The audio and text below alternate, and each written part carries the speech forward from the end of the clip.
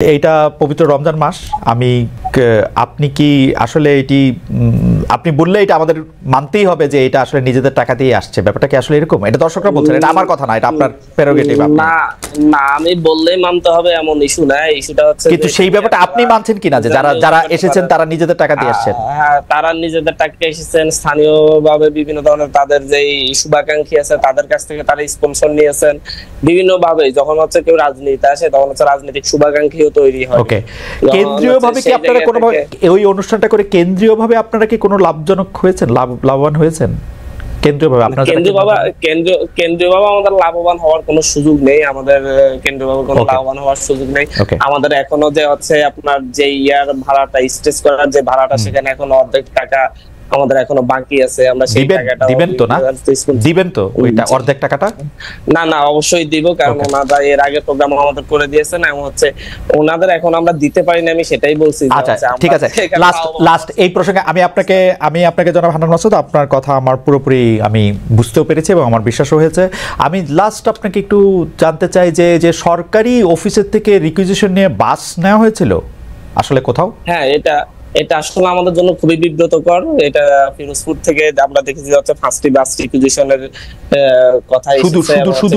শুধু ফিরোজপুর থেকে আর কোথাও থেকে বাস রিকুইজিশন করা হয়েছে? আমরা ওটাই আমরা দেখলাম, ফিরোজপুরের ইস্যুটাই আমরা সামনে দেখেছি। আমরা এটা কি আপনাদের নেতা নাহিদ সাহেব বলে দিয়েছিলেন সেজন্য?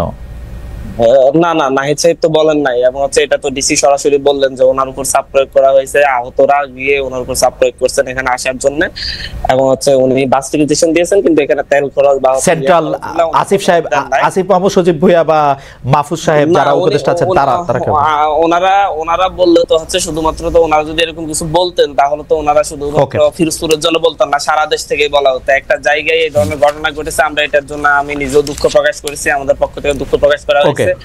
আমরা মনে করি এটা আমাদেরকে একটা বিব্রতকর পরিস্থিতিতে ফেলার জন্য এই ধরনের ঘটনা ঘটেছে, এবং যারা এই কাজটা করেছে তারা আমাদের সংগঠনের কোনো পদে টদেও ছিল না। ওরা হচ্ছে আহতদের একটা অংশ গিয়ে এই কাজগুলো করেছে আর কি।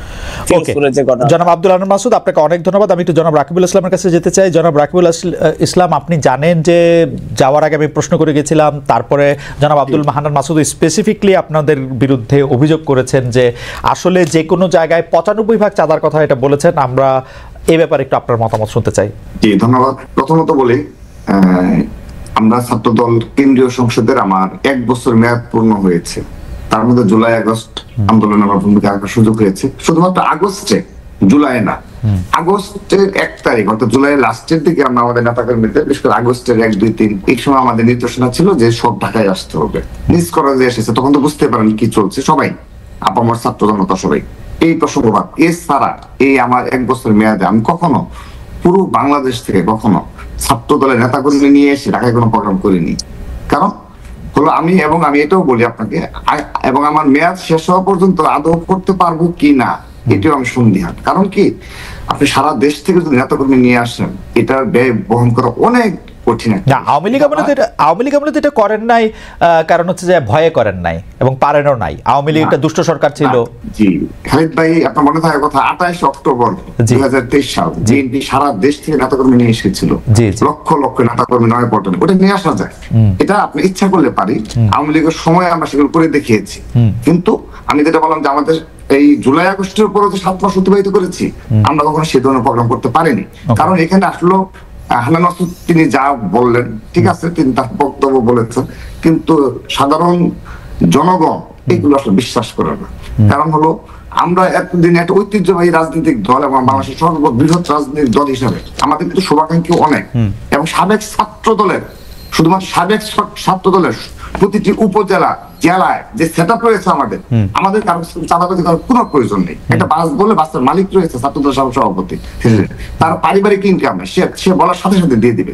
কিন্তু এরকম একটা নতুন ছাত্র সংগঠন এবং নতুন রাজনৈতিক দল ইতিমধ্যে 2টা প্রোগ্রাম করলো সারা দেশ থেকে তাদের নেতাকর্মী নিয়ে এসে। না, শুধু একটা জেলার ক্ষেত্রে এই ঘটনা ঘটেছে জনাব রাকিবুল ইসলাম, আমরা আর কোন জেলাতে এটা শুনি নাই। না, এটা আমি আমার ব্যাখ্যাটা দিচ্ছি যে সারা দেশ থেকে ইতিমধ্যে তারা 2টি প্রোগ্রাম করেছে, একটা শহীদ মিনার, মানিক মেয়ে বিরুদ্ধে। তো এটি তিনি যতই ব্যাখ্যা দিন যে নিজের নেতাকর্মীরা টাকা দিয়ে এই বাস ভাড়া কিংবা এই যে আসা যাওয়া থাকা খাওয়া বহন করে, এটি কখনো বিশ্বাসযোগ্য নয়। কিন্তু আমার কাছে একটু বিশ্বাসযোগ্য, কারণ হচ্ছে জনাব রাকিবুল ইসলাম, আপনি জানেন যে নতুন রাজনৈতিক দল এবং বিশেষ করে নতুন ছাত্র নেতৃত্বের উপর সারা বাংলাদেশে অনেক মানুষের অনেক আগ্রহ রয়েছে, কিন্তু আপনারা এটা স্বীকার করেন আর অস্বীকার করেন। তারা এত বড় 6 মাসে কম সময় হয়েছে, তারা এত বড় একটা আন্দোলনের নেতৃত্ব দিয়েছে। না, অবশ্যই আমি আমার প্রশ্নটা সেদিকে না, আমি আমার অভিজ্ঞতা থেকে বলছি, এবং আমরাও কিন্তু উপজেলা জেলায় আমাদের নেতা কর্মী রয়েছে, প্রতিটা জায়গায় কমিটি রয়েছে, আমরা তাদের সাথে কথা বলি যে কিভাবে আসলো, কিভাবে গেল। তো আমরা যে ইনফরমেশন পেয়েছি সেই ইনফরমেশন ভিত্তিতে বললাম। দ্বিতীয়ত আসেন, আমি হান্নান মাসুদের প্রতি, আমাদের ঢাকা বিশ্ববিদ্যালয়ের আমরা যেহেতু স্টুডেন্ট, আমি সবিনয়ে বলছি, আমার মনে হয় মাঝে মধ্যে মনে হয় যে হয়তোবা 1-2 জনকে নিয়োগই দেওয়া হয় এই ধরনের, শুধুমাত্র প্রতিটা ক্ষেত্রে ওই আগস্টের পর থেকে শুরু হয়েছে, প্রতি মাসে একই স্টেটমেন্ট, একই বক্তব্য চলতে থাকবে ওনাদের। সেটি কি? বিএনপি চাঁদাবাজি। তিনি বলেন 95-90 ভাগ। এখন আর কি বলবো, আমি আমার ছাত্র দলের প্রেসিডেন্ট ভাই, আমার এলাকায় না হান্নান মাসুদ আপনি কথা বলেন না প্লিজ, প্লিজ। আমি রাকিবুল ইসলামকে শেষ করতে দেন।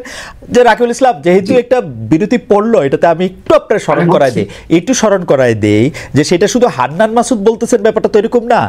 বিএনপির অনেক লোক, আমি নাম না বলি, বিএনপি করছেন, বিএনপির কথা ভাবছেন, এরকম অনেকেই কিন্তু এই কথা বলছেন। এবং আমরা কিন্তু মাঠের শক্তি অনুযায়ী জনাব রাকিবুল ইসলাম জানি যে আপনারা ছাড়া মাঠে এরকম শক্তিও এখন কারো নাই যাদের চাঁদাবাজি যাদের পক্ষে করা সম্ভব। বলছি জি জি। তো খালিদ ভাই, আপনি যেটা বলেছেন, তো সে কারণে আমি তো আমার বক্তব্য বলতে সময় একটু থেমে যেতে বাধ্য হলাম। তো আমার মনে হয় 1-2 জনকে নিয়োগ দেওয়া হয়, যে যাদেরকে লিখিত প্রেসক্রিপশন দেওয়া হয় যে প্রতিদিন তুমি কি এইসব বলতেই থাকবা, একটা ভালো কাজ হলে কোনো ভালো কাজ দেখা যাবে না। তো বিএনপি শীর্ষ পর্যায় থেকে এগুলো নিবৃত্ত করার জন্য, হ্যাঁ, রুমিন ফারহান আপু বলেছে, তিনি বলেছেন, তিনি কোন খুব থেকে বলেছেন, ব্রাহ্মণবাড়িয়ার বাস্তবতা কি সেটা কিন্তু আমরা জানি। তিনি তার কোন খুব থেকে বলেছেন এটা সাধারণ যারা রাজনৈতিকভাবে সচেতন তারা সবাই বুঝে, সবাই জানে। তো আমি 1-2 জনের বক্তব্য থেকে যাবো না। অবশ্যই অপ্রীতিকর এবং অনাকাঙ্ক্ষিত ঘটনা ঘটছে বিদায় বিএনপি তো প্রতিনিয়ত ব্যবস্থা নিচ্ছে, অবশ্যই ব্যবস্থা নিচ্ছে, এবং জিরো টলারেন্স। আপনি দেখেন আশুলিয়া থানায় এই যে একটু আগে একটা মিথ্যাচার করা হলো, যে কথায় কথায়, যে আমি বললাম না যে লিখিত প্রেসক্রিপশন, সেটা দেখেন রিটার্ন, সেটাকে এমন দেখেন। একটু আগে আমার আলোচক তিনি বললেন যে বিএনপি নেতাকর্মীরা থানায় ঘেরাও করে। আচ্ছা, একটা থানায় ঘেরাও করলে এটা কিন্তু ন্যাশনাল ইস্যু হয়ে যায়, পত্রপত্রিকা আসে। আমি বলছি নিউ মার্কেট থানায় একটা ঘটনা ঘটেছিল, এই যে আমার ছাত্র দলের দপ্তরে গিয়ে দেখবেন 3 জনকে আমরা বহিষ্কার করেছি, 3 জনকে পদধারী 3 বহিষ্কার করেছি। কিন্তু জনাব রাকিবুল ইসলাম, মানে আপনি কি মনে করেন না যে আসলে বিএনপির লোকজন বা ছাত্র দলের লোকজন, আপনার কাছে কি খবর থাকে না যে আসলেই কাউকে গ্রেফতার করলে বা কারো বিরুদ্ধে ব্যবস্থা নিতে গেলে ছাত্রদল যুবদল বিএনপির পক্ষ থেকে ফোন করা হচ্ছে, থানায় হুমকি দেওয়া? আমি সেজন্য বলছি ভাই। জি। তো তারপরে আসেন যে আসলে এটা দেখলাম যে বিএনপির পিয়ন পরিচয় দিয়ে, পার্টি অফিসের কিংবা ওই মহাসচিবের নাম, ড্রাইভারের পরিচয় দিয়ে একটি করলো এবং ভিডিও, তার বিরুদ্ধে শুধু ব্যবস্থা না, বলা হচ্ছে তাকে অ্যারেস্ট করে তা আইনানু ব্যবস্থা নেওয়া উৎসাহিত করা হচ্ছে। এইসব যখন আপনি যুবদলের একটা শ্রীপুরের ঘটনায় বহিষ্কার করে তাকে মামলা দেওয়া হয়েছে, মানে এগুলো ছোট ঘটনা খালিদ ভাই, বাট আমরা যারা বড় সংগঠনের নেতৃত্বে রয়েছি আমরা বুঝি এইগুলো দ্বারা আমাদের মাঠ পর্যায়ে কি মেসেজ যায়, সেটা আমরা জানি। আপনি একটি ঘটনা দিয়ে পুরো বাংলাদেশে নেতাকর্মীদের শিক্ষা দেওয়া হয়েছে, তুমি যদি এগুলো করো পার্টি তোমার দায় নেবে না, নিবৃত্ত করা যায়। আমরা সেই প্রক্রিয়ায় রয়েছি, এবং আমি একজন সচেতন রাজনীতি ছাত্র সংগঠনের প্রেসিডেন্ট হিসাবে আমি বলছি, বিএনপির পক্ষ নিয়ে না। বিএনপি যদি এই স্টাইলে তাদের যে জিরো টলারেন্স অপরাধের প্রতি, হ্যাঁ, আমি তো অস্বীকার করছি না যে একদম গ্রাম পর্যায় পর্যন্ত কিছু হচ্ছে না, গ্রাম পর্যায়ের মধ্যে অপরাধ কতটুকু করা যায়। এই যে মংলা পোর্ট বলেন, চট্টগ্রাম পোর্ট বলেন, হ্যাঁ, সচিবালয় বলেন, এখানে যাদের যাতায়াত রয়েছে তারা যে ধরনের, আমার মনে হয় আমি জনাব রাকিবুল ইসলামের ইঙ্গিতটি বুঝতে পেরেছি। আমার প্রশ্ন শুরু করার আগে আপনি কি শেষ করেছেন জনাব রাকিব? আরেকটু ভাই, আচ্ছা, তাহলে যদি আপনি এক মিনিটে শেষ করেন। না, আমি সরি, আমি খেয়াল করি। জি, এখানে যাদের যাতায়াত রয়েছে এবং এখানে তাদের কাজটা কি, আমি খালিদ ভাই, আপনি আমাকে শুরুতে প্রশ্ন করেছেন যে সর্বশেষ আপনার টকশোতে আমি ছাত্রদলের সভাপতি হিসেবে বলেছিলাম যে ছাত্রদলের সভাপতি হিসেবে যদি স্পেসিফিক দুর্নীতি কিংবা আমার এই পদের অপব্যবহার আমি করি, আমি আমার পদ থেকে অব্যাহতি নেব, আমি আপনাকে স্পষ্ট বলেছিলাম। তো খালিদ ভাই, আপনি আমার কাছে প্রমাণ দেন একটি অভিযোগ। আমি আপনাকে চ্যালেঞ্জ করে বলছি আজকে। না কিন্তু এমন কি হইতে পারে যে আপনি আসলে দুর্নীতি করতেছেন না কিন্তু আপনার লোকজন করতেছে চাঁদাবাজি, আপনি আপনাকে আলাদা করতেছেন? এটা কি হইতে পারে? না না, এটা কি হইতে পারে কিনা এই কথা আপনার আসতেছে কিনা যে ধরেন ছাত্র দলের মধ্যে শুধু রাকিব চাঁদাবাজি করে না আর বাকিরা করে? না, আমি বলছি খালিদ ভাই, যদি শীর্ষ নেতৃত্ব ঠিক থাকে খালিদ ভাই, তাহলে আমরা তো দীর্ঘদিন সংগঠন করি, যদি শীর্ষ নেতৃত্ব ঠিক থাকে তৃণমূলে তার প্রভাব পড়ে।